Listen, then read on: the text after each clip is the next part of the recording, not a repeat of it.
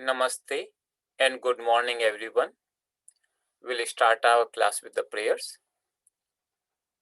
Om Gurur Brahma Gurur Vishnu Gurur Devo Maheshwaraha Guru Sakshat Parabrahma Tasmai Shri Gurave Namaha Om Sahana Vavatu सहनौ भुनक्तु सह वीर्यं कर्वावहै तेजस्विनावधीतमस्तु मा विद्विषावहै ॐ शान्ति शान्ति शान्तिः.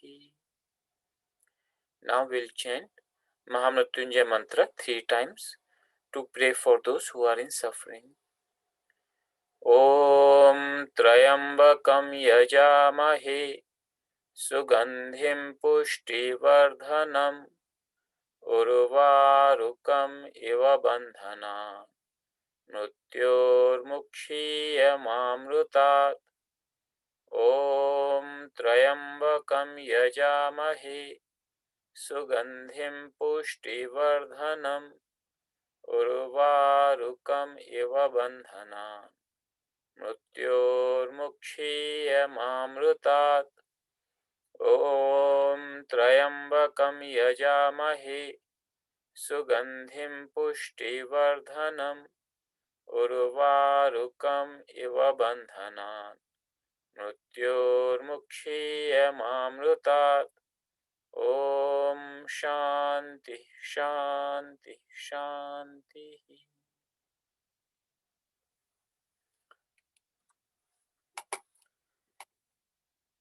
Welcome everyone.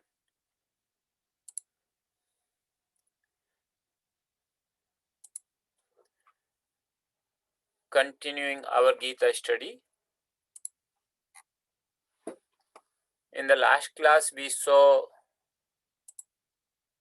these two verses where Lord is describing the self as not being subject to being cut by the weapons, nor being subject to burn by the fire, nor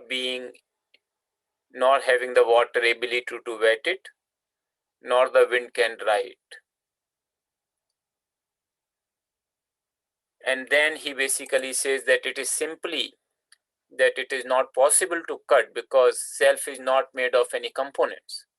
So anything you can split or cut only if it is made of any components. So that's not applicable to the self. It's not possible to burn it either by fire or in a subtle manner like burning with anger. It's not possible to wet it either by the water or in any figurative manner also, nor can it be dried. For it is eternal, not subject to time, everywhere present, stable, immovable, this self. So these are the some ways Lord has defined what the self is, and particularly in relation to juxtaposition to the body, because most of the times we take the body as the self, as I myself. So we take it as a body. So Lord is describing the self.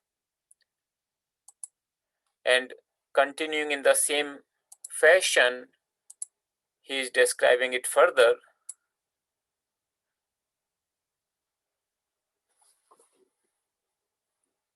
And we'll chant this verse. Verse number 25.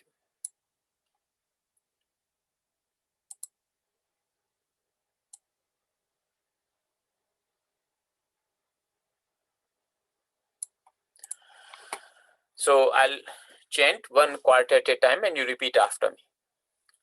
Avyaktoyam achintyoyam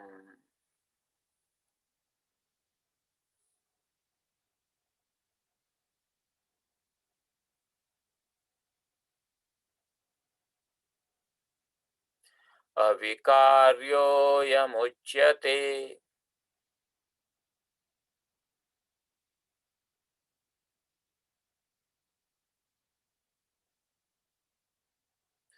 तस्मादेवं विदित्वैनं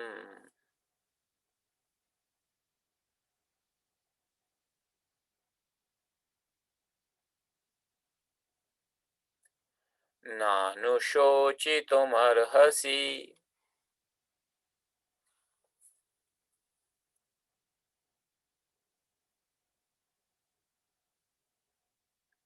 I'll chant the verse, the whole verse together. अव्यक्तोऽयमचिन्त्योऽयम् अविकार्योऽयमुच्यते. तस्मादेवं विदित्वैनं नानुशोचितुमर्हसि.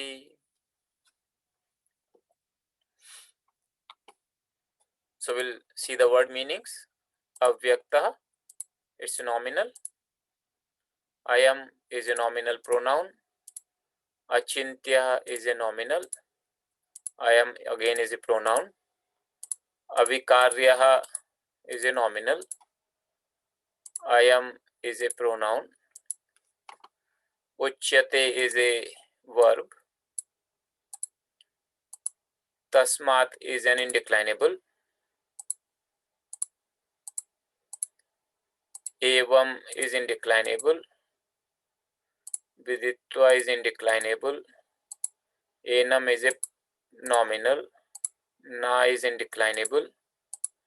Anushochitum is a indeclinable. Arhasi is a verb.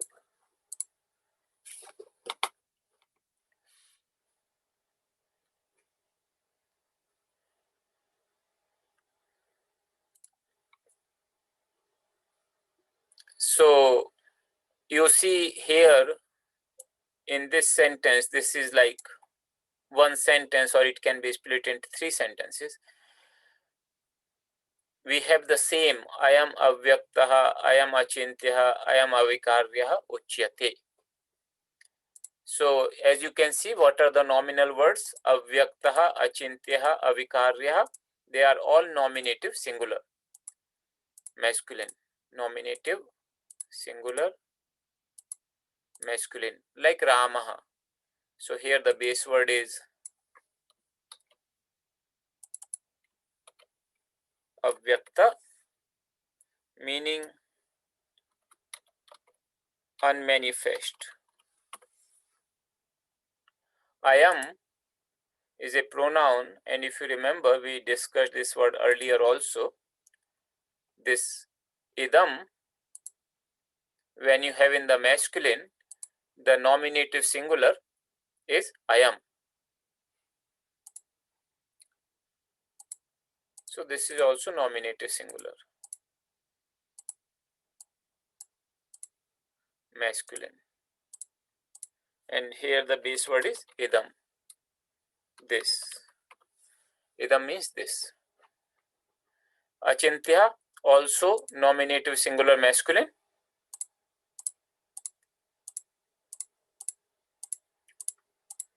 And this word is also like akaranta, masculine.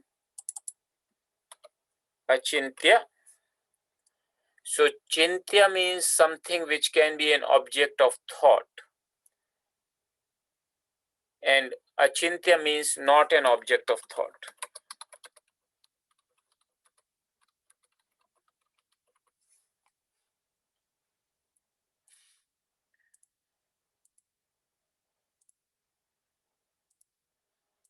Ayam is the same, nominative singular, masculine, idam. This. Avikarya, again it is nominative singular. And this word is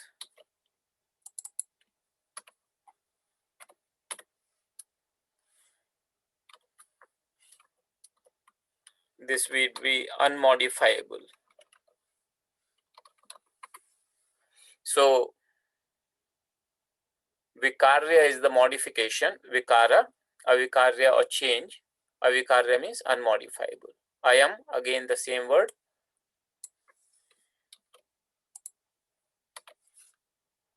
Uchyate. So you see here, all the words so far we have considered, they are all nominative singular masculine. It's a real easy from a grammatical perspective. Uchyate would be the verb, lut, third person, singular. It's a Atmanipadi ending. Root is vach, means to speak. And this is a passive form.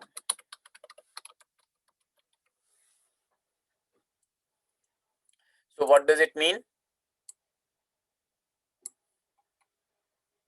It is spoken of as. So vach means to speak and is spoken of as. So this self, this is referring to the self, which is being described earlier. So this self is being spoken of as unmanifest. This is spoken of as something which is not an object of thought. And this is spoken of something as unmodifiable.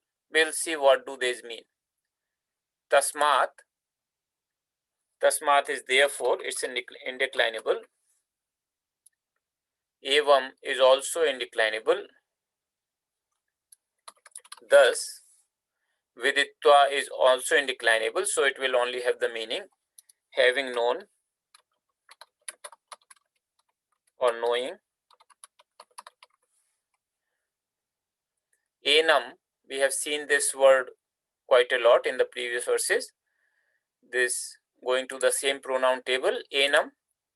This is the accusative singular.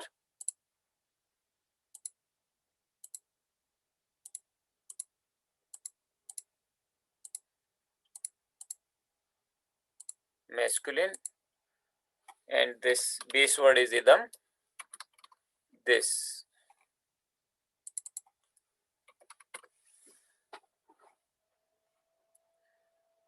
Na is indeclinable. Not.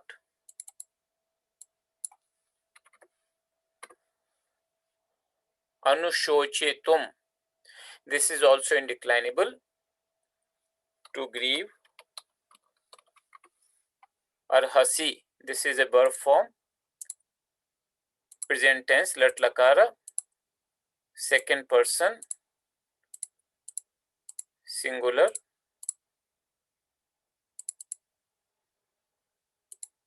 Parasmaipadi. And here the root is arha, means to deserve or to be worthy of.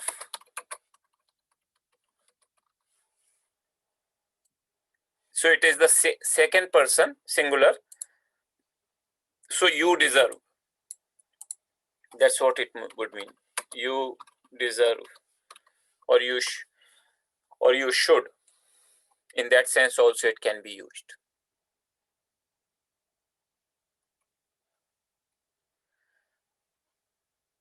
So the meaning of this sentence would be, therefore, knowing this or knowing it as such in this manner, thus or in this manner, you deserve not to grieve. So you should not grieve, basically. That's what it means. There is no reason for you to grieve.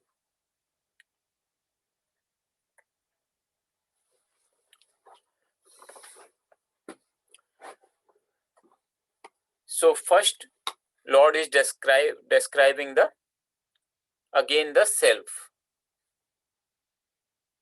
This self is unmanifest. So you see the word avyakta. Vyakta is something which is manifest, which is available for sense perception. From this, the word vyakti also comes. Vyakti means being sometimes referred to as a human being, the body, because body is a human being in a particular form is perceptible to senses. So called Vyakti. So Vyakta is anything which is manifest or available for sense perception. When you put Akara, it becomes opposite of it and it becomes unmanifest. Means it's not available for sense perception.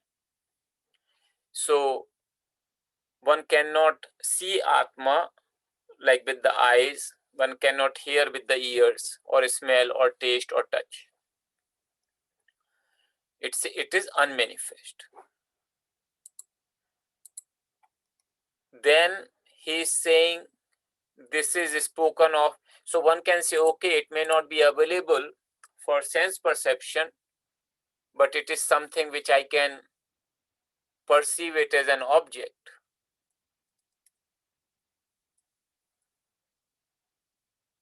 So Lord is saying that it cannot be perceived as an object of thought. So we have, for example, pain. If the pain is there somewhere in the body, it's not available for perception by sense organs, but it's available for perception as I can perceive the pain. And there are many things. We do not perceive them by senses. So if a person is, we have all these ideas that a person is a good person or a bad person, and that goodness or badness, so to speak, is not available for sense perception, but it's available as an object of thought. So could the self be available as an object of thought in the similar manner? And Lord is saying that is also not the case. So Chintya, again the same, you see Akara here, that means it makes it negative. So Chintya means something which is available for one as an object of thought. Achintya means it's not available for one as an object of thought. So this self is spoken of as achintya, not as an object of thought. Then vikara. So vikara means some modification or change. So we discussed in earlier one of the classes that everything in the nature is subject to change. Everything is changing every single moment. If you look at from a scientific perspective, that is also well proven that everything is in motion, everything is in a state of change. This body is constantly undergoing change. Our cells, trillions of cells we have in the body, millions of them are dying every moment and new ones are being born. To the extent that in 7 years, the whole body is regenerated. All the cells are regenerated. Similarly, our mind is also modifiable. Our thought is not the same. Thoughts are constantly undergoing changes. Memory is also undergoing changes. So everything, whether it is gross or subtle, that is subject to change. That is constantly undergoing change. But the self is not undergoing any change. It cannot, because it's unmodifiable. So that's how it is spoken of as. So it's unmanifest, it's not an object of thought, and it's not subject to any modifications. And Lord is telling Arjuna that therefore, knowing in this manner, knowing the self in this manner, you deserve not to grieve. There is no reason for you to grieve. Because Arjuna's grief was that what will happen if the war takes place. The people whom I love, they will be dead. And I will become a cause for it. The very people for whom we want to enjoy the riches, we want to share the riches with them, they will be no more. So what's the point? So that was Arjuna's grief. And Lord is saying that the real nature of everybody is that immutable self, and that is not subject to change. That is not subject to birth or death, Lord has described earlier. So knowing the self in this manner, you should not grieve. There is no reason for you to grieve. Now here is an interesting word, viditva, knowing. That means Arjuna doesn't really have to do anything. All he has to just understand that this is what it is.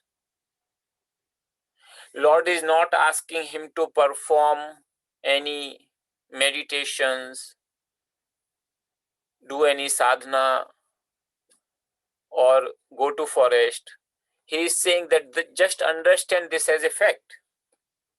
He is not saying that you believe me. Remember this thing in Gita,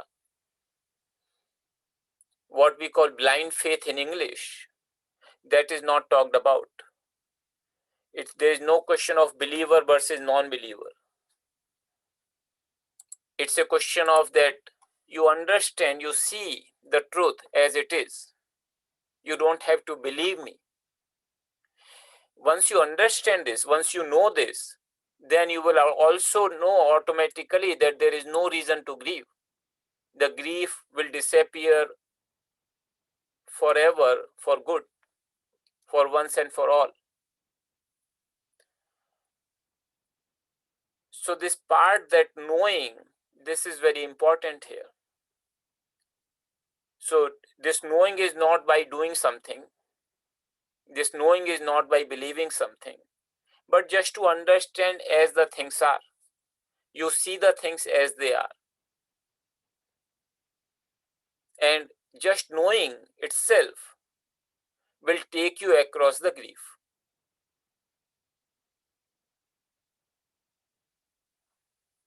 So this is a very wonderful proposition here, that just knowledge alone can make one free from grief, can one make free from sorrow.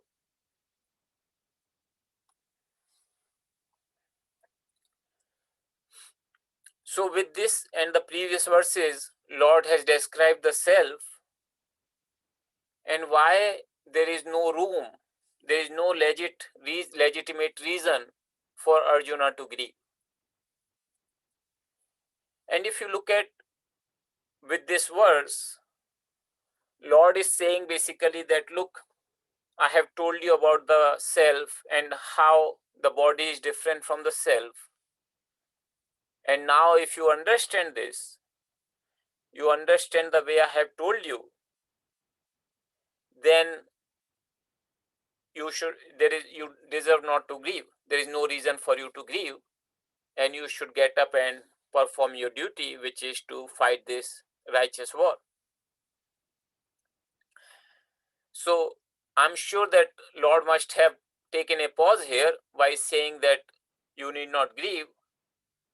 You remember here, when Lord is saying that you deserve not to grieve, this is not an advice. This is not saying that you should not grieve. Like many a times, if somebody is in grief, we try to console the person and saying, don't grieve, it will be okay. That's not what Lord is doing here. Lord is not giving a consolation to Arjuna. He is telling the truth. The nature of truth is such that there is no room for you to grieve. Not now, not ever. So, and that you should understand this truth. You should understand, you should have this knowledge what I'm talking about. It's not an advice. It's not a manner of that you need to believe me. It's not a matter of that you need to do something. You just need to understand that this is what it is.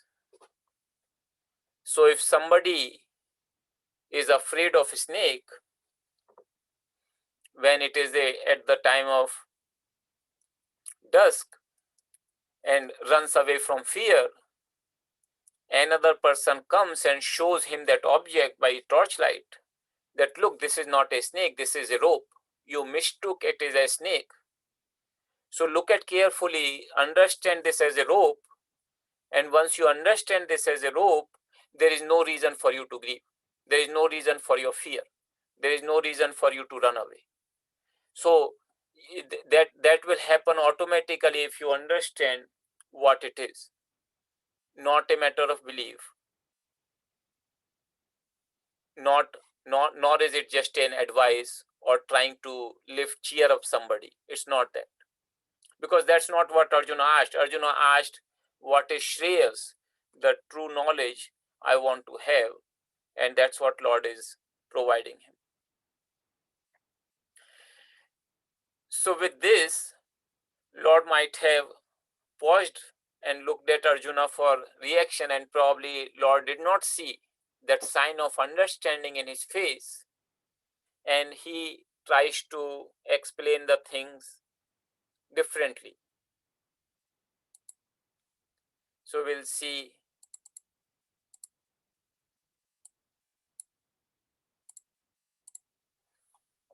the next verse. So first we'll chant the verse. अथ चैनं नित्यजातं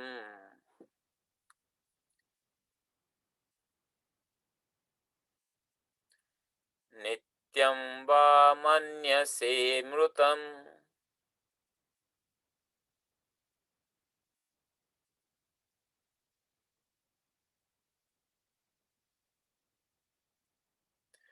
तथापि त्वं महाबाहो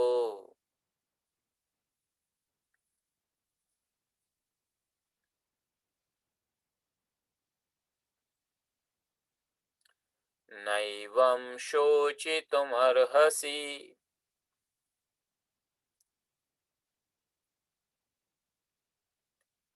Now the whole verse together.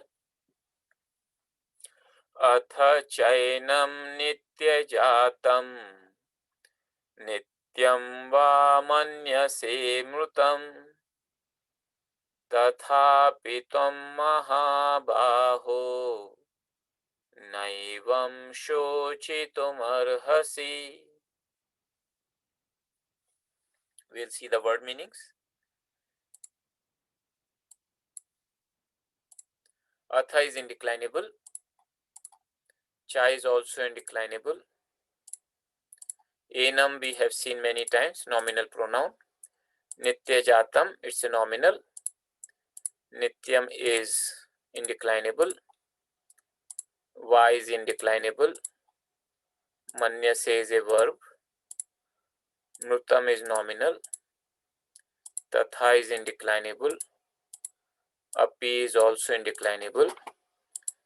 Tvam is nominal pronoun. Mahabaho is nominal. Na is indeclinable. Evam is indeclinable. Shochitum is indeclinable. Arhasi is a verb. So lot of indeclinables here that makes the grammatical analysis a little easier, because all we have to provide the meaning of the word. So atha means in case. So atha has a lot of meanings, and here this meaning, in case or on the other hand, in that sense it is used. Cha means and. Enam we have seen in the previous verse also. Enam, nominal pronoun.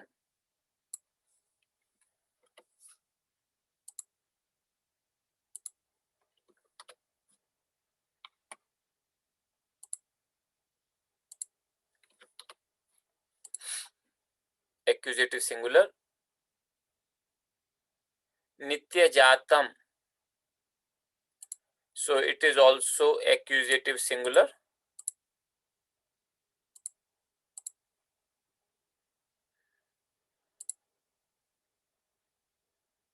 You could take it, because it's an adjective, it can be taken as masculine or neuter.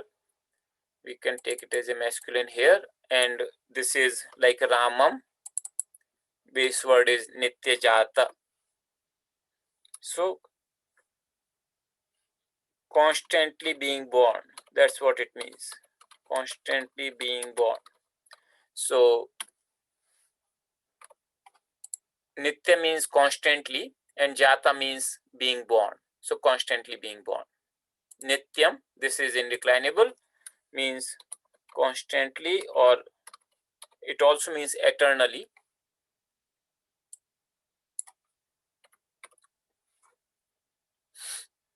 Va, or sometimes it is used indeed. Manyase, this is verb form here. So it's a lat lakara, present tense, second person,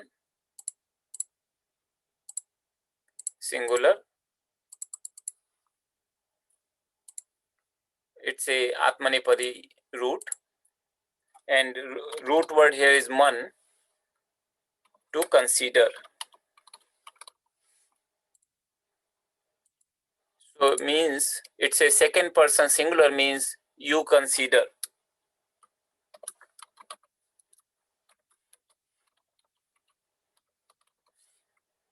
It's a present tense, so it's not you consider as a command, but you consider simply as a statement of fact, like as we say, you run every mile for in the morning, you run in the morning every day, like just a statement, not a command or a request. In English, that can be confusing. So in Sanskrit, there are two different tenses for conveying those two different ideas.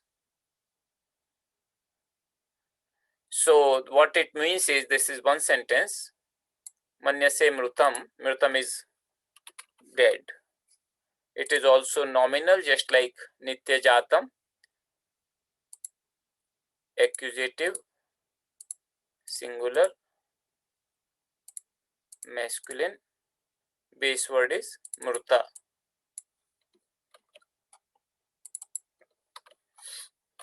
Mruta means dead. So what, this is one sentence now. So in case you are considering this, this is referring to the self. Enam, if you remember last time we discussed that it is used when you are describing something which is previously, when you are referring to something which is previously described. So enam is this related to the self. So in case Lord is saying that you are considering this self constantly being born and constantly dying, tatha api. So tatha is then, api is even then. That's what it means. Both together, tatha api means even then. Tvam, this is a nominal pronoun, nominative, singular, masculine. The base word here is yushmad,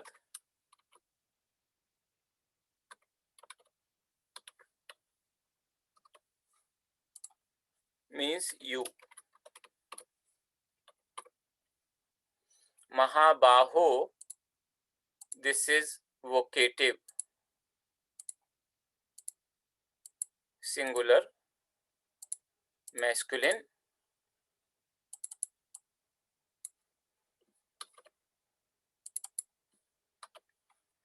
And this is Mahabahu. So vocative becomes Mahabaho, one with mighty arms.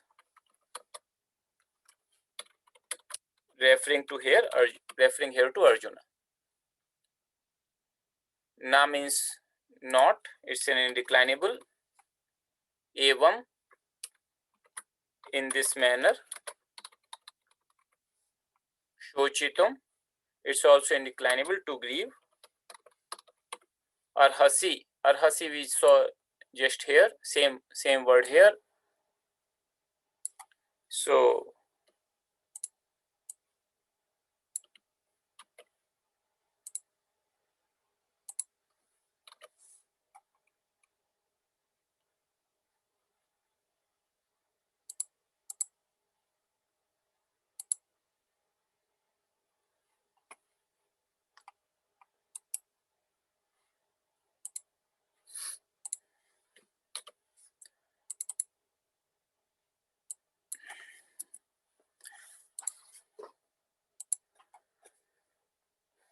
So he's saying, even then, O Arjuna, you do not deserve to grieve in this manner.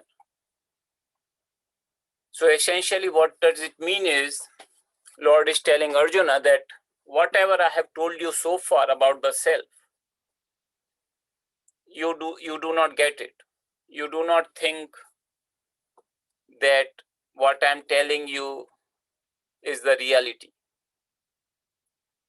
You have your own understanding of what the self is. And in your own understanding, suppose the self is being constantly subject to birth and death. Even then, O Arjuna, with one with mighty arms, you do not deserve to grieve in this manner.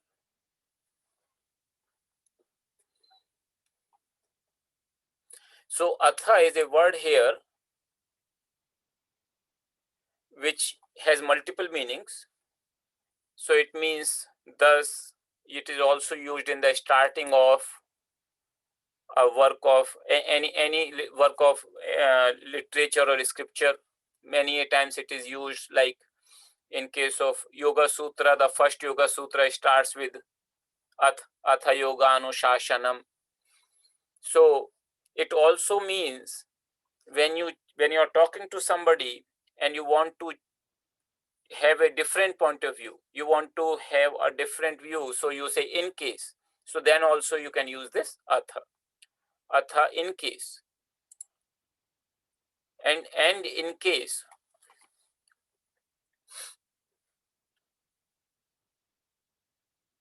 manya say, you consider this self as constantly subject to birth and death. So tatha api, even then,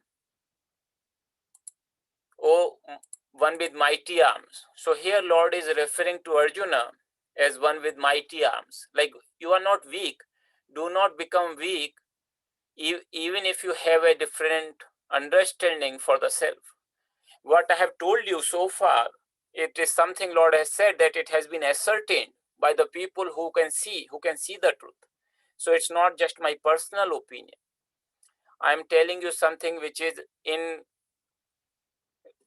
accordance with the scriptures, and it is in accordance with the experience of the people. He said tattvadarshi bhihi in one of the verses earlier. So it is in accordance with what the wise people have seen, directly experienced. But even then, even if you think otherwise, even then there is no reason for you to grieve. So this is an interesting word which comes here multiple times, that natam shochitum arhasi. There is no reason for you to grieve. If you remember, when we discussed Gita teachings to start with, Lord starts in 2:11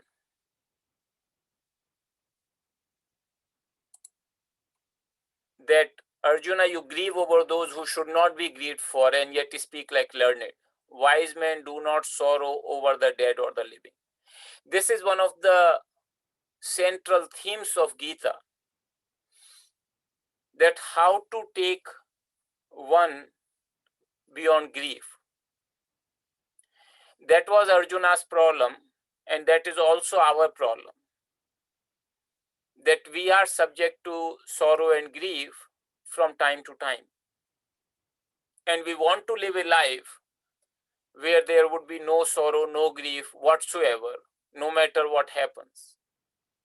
That is our inherent desire. That's why Gita is applicable to us even after thousands of years, because it is addressing that central point, which is the desire of every single human beings, that I should be free from sorrow. So therefore you see this word natam shochitum arhasi has been repeated so many times, that whatever I have told you, Lord is saying, if you understand that, if you like he is saying here, viditva, if you know in this manner, then there is no reason for you to grieve. But even in case that you have your own understanding of the self as being born constantly and being subject to death constantly, not as an eternal thing, or not as unmodifiable, never subject to change, like that kind of understanding you do not get, even then there is no reason for you to grieve. So again and again, this part is very important in Bhagavad Gita, that you can be free from sorrow now itself, not sometime in the future, not after death that you go to heaven, but living here now, here and now, with the help of the knowledge. So this being the contention here of, here if you see shochitum, this is an infinitive word form. So that's why it's become indeclinable here, to grieve. And the same, just a little different here, anushochitum. Anushochitum also means to grieve.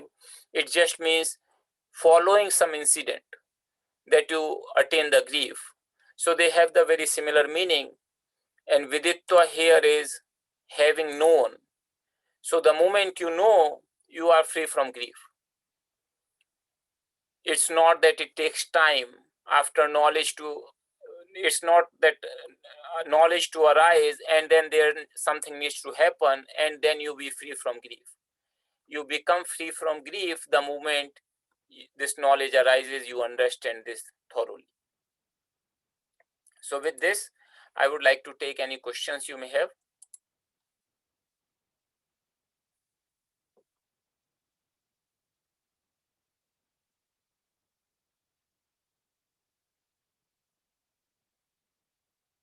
Okay, there is a question here. This is difficult. If self is beyond knowing, how can Arjuna take it as a fact? It is blind faith in Krishna's birth. We never said that it is beyond the knowing. We said it's not an object of thought. There is a difference between not being able to know versus not being a subject of thought. So what does it mean is that here Lord is saying achintya. It is not an object of thought. Because in order to have an object of thought, you must exist. How can you yourself be a object of thought? If you could be an object of thought, for whom? For yourself. That means you must exist previously. That therefore it cannot be an object of thought. You must pre-exist in order to think. So the knowledge of the self does not arise that it is an object that you can think. The knowledge of the self arises as self itself, as the one self, that I am this, not I see this or I know this, not as an object of thought. So therefore, the Vedantic dictum that aham brahmasmi, I am that, arises. In that sense, this knowledge arises. So I hope that clarifies you that it is not a blind faith for sure. That's Lord is making it very clear that it's viditva. You know it, and it is not an object of thought because it is yourself.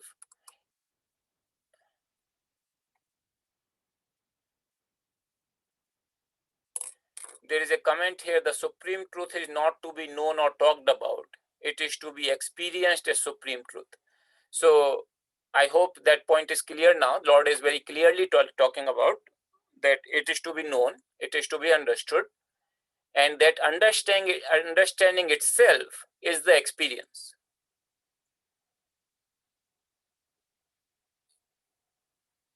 Because it is based upon yourself, the moment you understand, that is the moment of experience.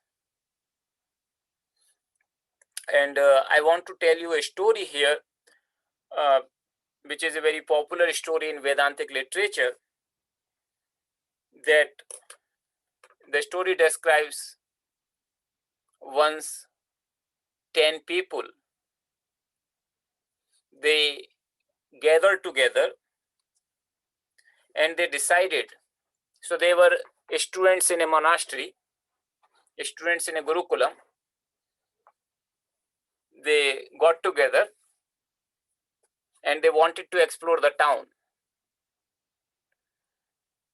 So they took Guruji's permission, saying that, look, we are going to just explore. And Guruji said, okay, if you want to go and explore the town, that is fine. Go into the countryside, it is okay. But just make sure that you take care of each other. And he assigns one person as the leader of the troop and saying, look, I'm counting here. There are 10 people. And he counts 1, 2, 3, 10. And you must make sure that everybody is together.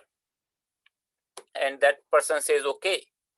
So as they are going for the trip, they come across a river. And they all knew swimming. And they decide to cross the river and explore on the other side.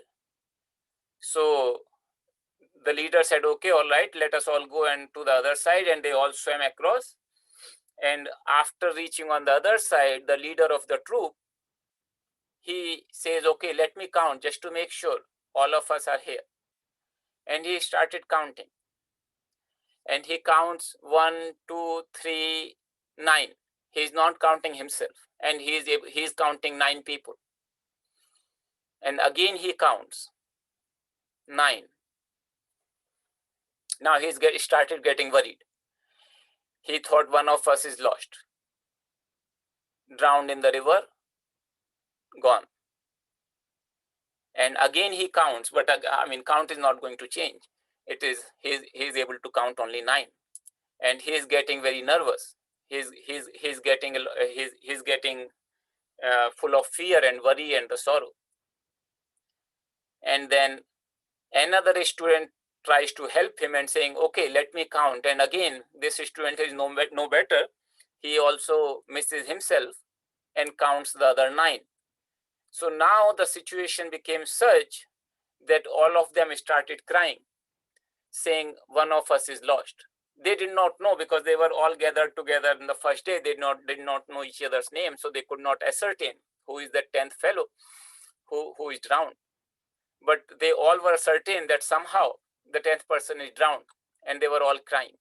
So a person, when he heard them crying, he was passing by, he came and said, what happened?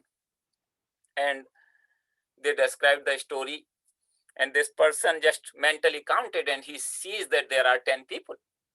And then he understood where.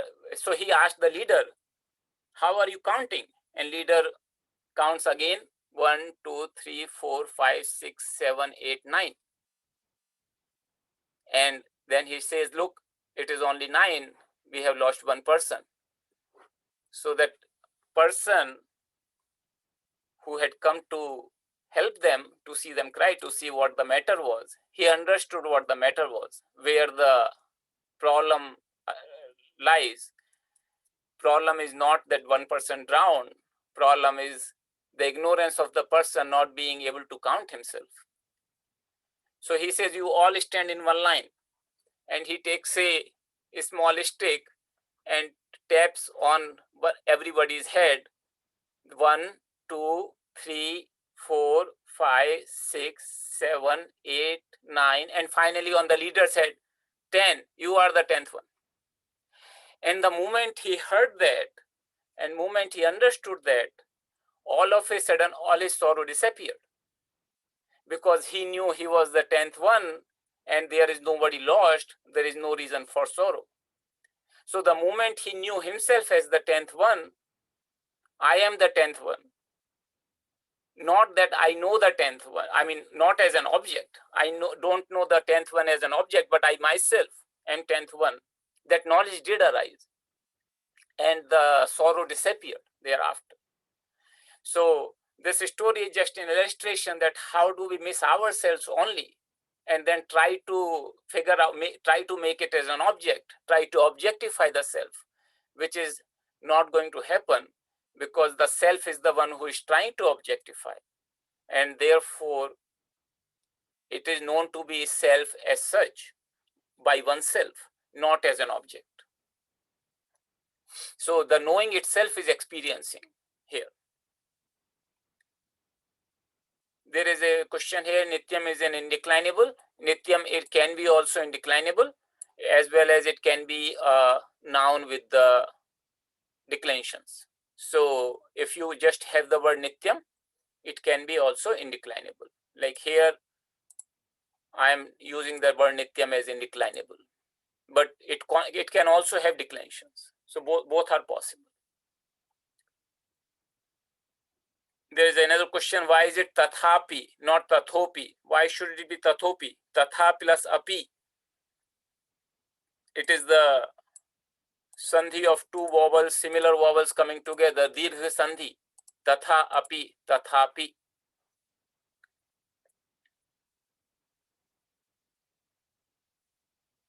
So there is a question here, Pranam Baba. Soch is in Hindi is think. Does sochitum have different meaning based upon context in Sanskrit? So in English, Hindi we say sochna, that is for thinking. It is true. But in Sanskrit, the root is shuch. Shuch means to grieve, and from shuch, the sochitum has come. So in Hindi, normally we don't say shakara, it is sakara, the dantyasa, not the talavyasa when we use.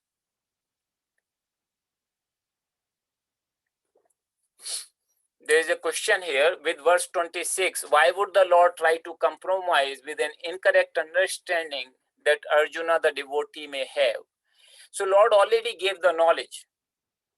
And he's saying that knowing this, you should be free from grief. And it seems that it was clear from Arjuna's face when Lord must have spoken that he did not get that point. He did not, this knowledge did not arise in his heart as myself. Then Lord is saying that, okay, even if your understanding is the otherwise, there is still no reason for grieving. So basically the thing is that even though the grief will be gone forever with the correct understanding, but even with the understanding which Arjuna has, grief is still illogical. It doesn't have any reason. There is no legitimate reason for one to grieve.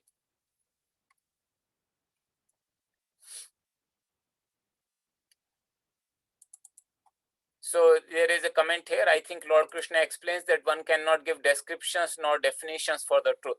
So the way the truth is described or defined, it is said, you don't directly describe or define the truth, but it is like pointing the finger to show the moon. So the finger which is pointed is not the moon, yet it can help one to see the moon. So in that sense, the words are used to define and describe.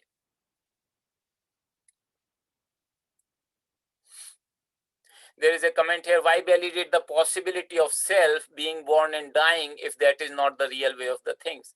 The idea here is to be able to free from grief, and you are saying that I am not able to understand what you are saying. Lord is saying, okay, even with your understanding, if you think a little bit logically, there is no reason for grief. It's not validating what Arjuna is thinking. It is just saying that even then there is no reason for you to grieve. Hearing is the best sense to know Krishna. Is it right? So in Vedanta there is a word called Shravanam. Shravanam means hearing. And in Vedanta, that is considered the first step to gain the knowledge, that you listen to the teacher. And it is not the sense, you do not attain the knowledge by the sense organ. So you attain, so like when a word is spoken, the meaning of the word, it shines in your heart, and that's how you understand. Simply listening the sound, that is the function of the Shrotrendriya. So even if somebody speaks to you a word in Russian or Chinese, you would still hear something. That is the function of sense organ. You will not understand anything. So it is the understanding which is important here, and hearing is just a means for that. But it's not that self can be perceived by the sense organ of hearing, the ear.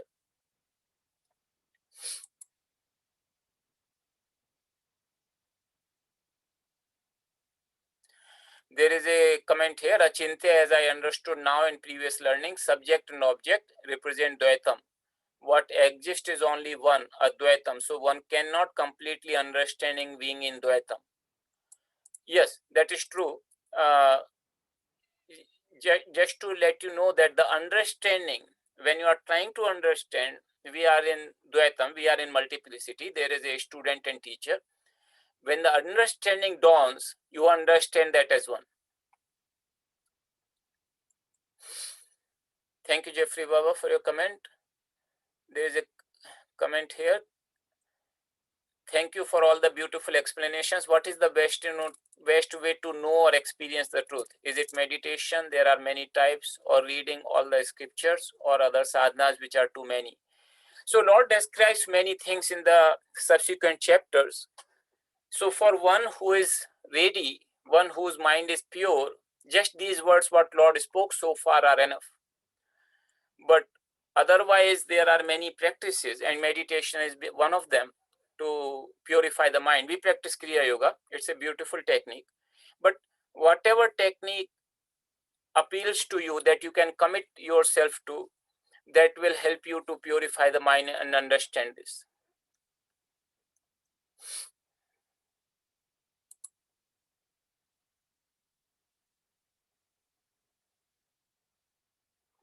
There is a comment here. I am not sure where this comment is coming from. That Indian Hindus, it is maybe for Indians or Hindus, it is more clear than for a Westerner who has no faith, no God, just living in a spiritual no land. That is absolutely not the correct statement, because the self, if you truly understand as a Hindu that part, you will understand that the same self is actually manifested in every other form. So this statement clearly shows that whoever you have made the statement, that you don't have that clarity, because the very fact that self is the one doesn't differentiate between Hindu and non-Hindu, or the Western or Indian. So I hope with that, it is, I'm happy that could have all this discussion with you. And with this, we will close the session. Just one more thing is that we have completed the verse 26. This particular section of Gita, the called Jnana Yoga or Sankhya Yoga, it goes up to verse number 30.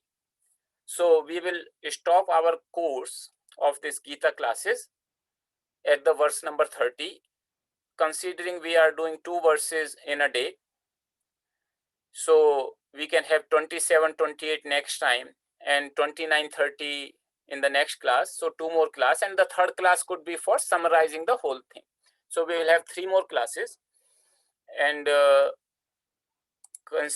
let us look at the date. So 10, 17, 24. So October 24 would be our last class. 24 we will just have a summary of all the verses, 30 verses. So we'll stop at the verse number 30, and we can probably start sometime in the future remaining verses of second chapter, because this is really a wonderful chapter,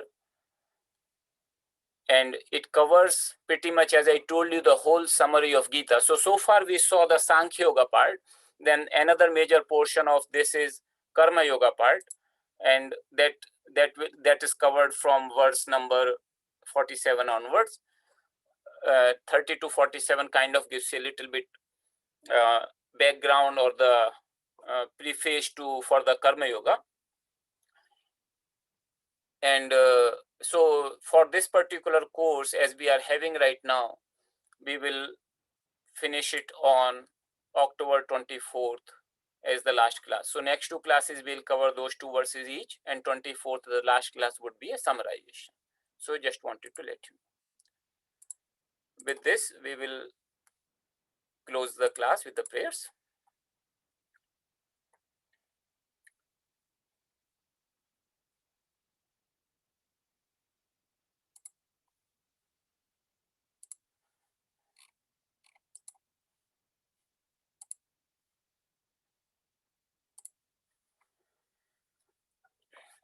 सर्वे भवन्तु सुखिनः सर्वे सन्तु निरामयाः सर्वे भद्राणि पश्यन्तु मा कश्चित् दुःखभाग् भवेत्।